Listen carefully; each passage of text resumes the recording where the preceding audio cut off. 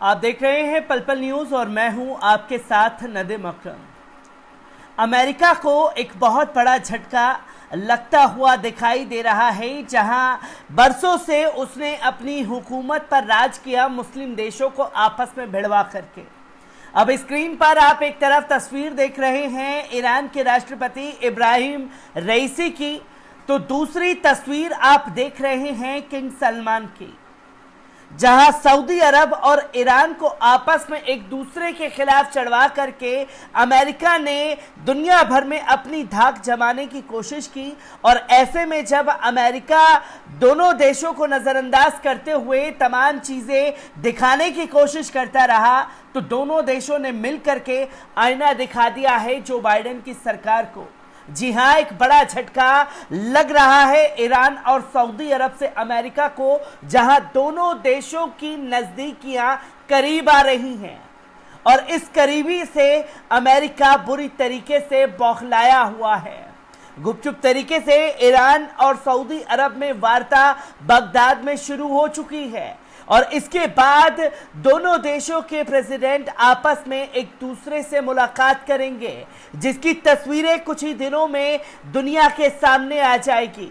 पर अगर ईरान और सऊदी अरब एक साथ आते हैं तो अमेरिका की मुसीबतें बढ़ती ही चली जाएंगी। आपको बता दें कि आखिरकार इस वार्ता के दौरान क्या कुछ बातें निकल करके सामने आ रही हैं, इस रिपोर्ट्स पर नजर डालते हैं। आपको बता दें कि इराक की राजधानी बगदाद में इस्लामी गणतंत्र ईरान और सऊदी अरब के बीच होने वाली वार्ता के बारे में ईरान के विदेश मंत्रालय के प्रवक्ता सईद खतीबजादे ने कहा है कि बातचीत अच्छी रही। विदेश मंत्रालय के प्रवक्ता ने कहा कि 5वें दौरे की वार्ता अच्छी, गंभीर और समग्र वार्ता थी, लेकिन अभी ये बातचीत वास्तविक राजनीतिक वार्ता के चरण तक नहीं पहुंची है। उन्होंने कहा कि बातचीत में तेज प्रगति की संभावना है। इस बीच इराक के विदेश मंत्री फुआद हुसैन ने कहा कि गुरुवार को बगदाद में होने वाली बातचीत सुरक्षा अधिकारियों के स्तर की थी और दोनों पक्षों के बीच 10 बिंदुओं के सहमति पत्र के बारे में एक राय बनी हुई है। ये बिंदु आपसी सहयोग, कूटनीतिक विशेषज्ञों और आंतरिक व क्षेत्रीय सुरक्षा मुद्दों से संबंधित है। ईरान के विदेश मंत्रालय के प्रवक्ता ने इसके साथ ही कहा कि इलाके के कुछ देशों ने इजराइल के साथ रिश्ते कायम करने के अपने आकलन में गलती कर दी थी। वहीं परमाणु मुद्दे के बारे में सईद खतीबजादे ने कहा कि हम बातचीत दोबारा शुरू करने के बारे में सोच रहे हैं, लेकिन अभी इसके स्थान और प्रतिनिधित्व के स्तर के बारे में कोई फैसला नहीं किया गया है। उन्होंने कहा कि हम यूरोपीय संघ की इस बात से सहमत हैं और वार्ता का रोका रहना उचित नहीं है, जहां साफ तौर पर यह कहा गया इजराइल के द्वारा कुछ देशों में ईरान के लिए गलतफहमियां पैदा कर दी गई थी, जो कि मुस्लिम देश सऊदी अरब भी उसी में शामिल था।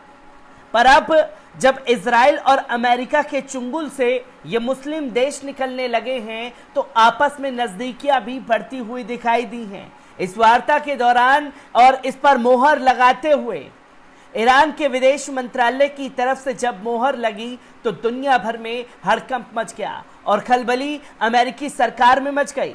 आपको बता दें कि बगदाद में इस दौरे की वार्ता के दौरान कई बातें निकल करके सामने आई हैं। करीब आ रहे हैं ईरान और सऊदी अरब। इराक की राजधानी बगदाद में ईरान और सऊदी अरब के प्रतिनिधि मंडलों के बीच 5वें दौर की वार्ता शुरू हो गई है। ये वार्ता उच्च सुरक्षा अधिकारियों के स्तर पर हो रही है और इसकी निगरानी इराक के वर्तमान प्रधानमंत्री और पूर्व इंटेलिजेंस चीफ मुस्तफा अल काजिमी कर रहे हैं। क्षेत्रीय और अंतर्राष्ट्रीय स्तर पर होने वाले बुनियादी परिवर्तनों के 5वें दौरे की वार्ता शुरू होने की बुनियादी किरदार है। यूक्रेन संकट से पैदा होने वाले हालात भी इस पर गहरा असर डाल रहे हैं।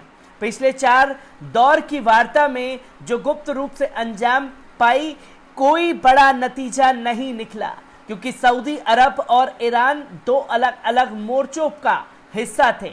एक मोर्चा रूस का था और दूसरा मोर्चा अमेरिका का था।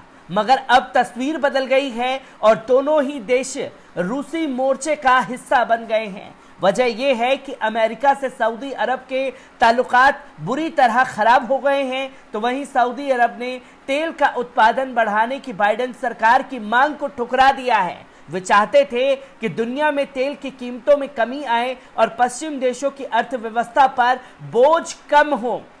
बगदाद में इस दौरे की वार्ता में अब तक क्या हुआ है, इस बारे में अधिक जानकारी तो नहीं मिल पाई है, मगर यमन युद्ध के बारे में बातचीत होना इस बात का इशारा है कि ईरान ने इस मुद्दे का अपना रुख कुछ बदला है। ईरान कहता रहा है कि यमन संकट के बारे में सऊदी अरब यमनी पक्षों से बात करे।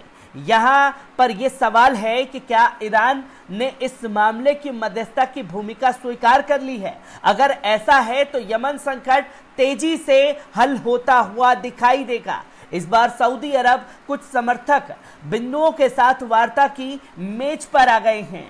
एक तो यमन में 2 महीने का संघर्ष विराम हो चुका है। यमन से भागकर सऊदी अरब के शरण में लेने वाले अबदस्त राष्ट्रपति मंसूर हादी को रियाज ने हाशिए पर डाल दिया है और उनके स्थान पर नेतृत्व परिषद का गठन किया है।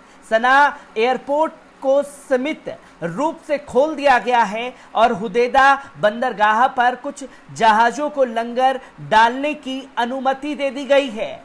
जहां सना एयरपोर्ट बंद था, बंदरगाह बंद थे, उसे सऊदी अरब और यमन की तरफ से खोला गया, जो कि एक बड़ा संकेत मिल रहा है कि सऊदी अरब और यमन के बीच जो बरसों से जंग चल रही थी, जो एक दूसरे के ऊपर मिसाइलें दागी जा रही थी, वो अब बंद हो जाएंगी ईरान के हस्तक्षेप की वजह से। तो वहीं सऊदी क्राउन प्रिंस मोहम्मद बिन सलमान इन दिनों बहुत परेशान हैं। एक तो अमेरिका से संबंध खराब हो गए हैं क्योंकि अरब ने यूक्रेन युद्ध को लेकर रूस की निंदा करने से इनकार कर दिया। दूसरे, चीन के राष्ट्रपति को रियाज दौरे की दावत दे दी। तीसरा, उन्होंने युवान और रूबल में चीन और रूस से व्यापार करने पर रजामंदी जताई। यमन मामले भी सऊदी अरब ने अपना स्टैंड नरम किया है।